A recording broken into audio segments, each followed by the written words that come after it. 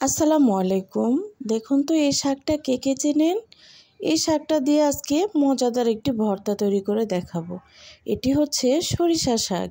এই সিজনে প্রচুর পাওয়া যায়। আর এই বেগুনটা দিয়ে পোড়া বেগুনের একটি মজাদার ভর্তা তৈরি করে দেখাবো। প্রথমে বেগুনটাকে ধুয়ে পরিষ্কার করে নিয়েছি। এবার তেল মাখিয়ে নিলাম বেগুনের গায়ে। বেগুনটা আমি এভাবে বটি দিয়ে কেটে নিয়েছি। আপনারা চাইলে কাঁটা চামচ দিয়ে ওই কাজটি করতে পারেন।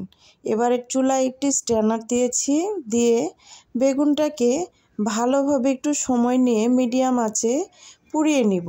একটু ঘুরিয়ে ঘুরিয়ে চতুর্পাশে ভালোভাবে পুড়িয়ে নিতে হবে। দেখুন বেগুনটা কত সুন্দরভাবে সেদ্ধ হয়ে আসছে। এবার শাকগুলো ধুয়ে পরিষ্কার করে নিয়েছি। এবার কড়াইয়ের মধ্যে তেল দিয়ে দিব। দিয়ে আমি শাকগুলো কড়াইয়ের মধ্যে দিয়ে দিব। এখানে পানি দেওয়ার কোনো প্রয়োজন নেই। শাক থেকে যে পানি বের হবে সেটা দিয়েই সুন্দর মতো রান্নাটা কমপ্লিট হবে। এই যে লবণ দিয়ে দিলাম হাফ চামচের মতো। এবার পানিটাকে একদম শুকিয়ে নিব। আর বেগুনটা এদিকে আমার একদম পুড়ে তো রেডি হয়ে গেছে ভর্তা তৈরি করার জন্য। বেগুনটাকে উঠিয়ে নিলাম। গরম অবস্থাতে উপরের আঁশগুলো খোলার চেষ্টা করবেন না, একটু ঠান্ডা হলে সুন্দরভাবে উঠে আসবে। এবার আমি শাকগুলো পানি শুকিয়ে গেলে উঠিয়ে নিব। শিলপাটাতে নিয়ে নিলাম। এবার কড়াইয়ে কিছু রসুন, কিছু কাঁচামরিচ এবং কিছু পেঁয়াজ ভালোভাবে ভেজে নিব।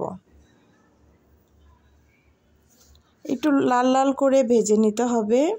এবার ভর্তা তৈরি করার জন্য চলে আসলাম। বেগুনটাকে চেক করে নিতে হবে অবশ্যই, যেন বেগুনের ভেতর কোনো পোকা না থাকে। আমার বেগুনটাতে কোনো পোকা ছিল না। এবার আমি ভর্তাটাকে তৈরি করব। মরিচ এবং লবণ দিয়ে প্রথমে ডলে নিব। এবার রসুনগুলোকে ভালোভাবে হাত দিয়ে ডলে নিতে হবে। এবার পেঁয়াজগুলোর সঙ্গে ভালোভাবে ভর্তাটাকে মেখে নিতে হবে, মরিচ ভর্তাটা। এবার তেল দিয়ে দিলাম, দিয়ে আবারও নেড়ে চেড়ে এখানে ধনিয়া পাতাগুলো মিক্সড করে এবার বেগুনের সঙ্গে সবগুলো উপকরণ একসঙ্গে ভর্তা তৈরি করব। কী যে মজা হয়েছিল আপনাদের বলে বোঝাতে পারবো না। এবার সরিষার ভর্তাটা তৈরি করে নিব, বেটে নিব। একদম বাটা কমপ্লিট হয়ে গিয়েছে। এবার আমি সার্ভ করে দেখাবো আপনাদের। এই যে দেখুন পাশাপাশি দুইটা ভর্তা, কত সুন্দর। এক প্লেট গরম ভাত নেন আর খেয়ে ফেলুন। ধন্যবাদ সবাইকে।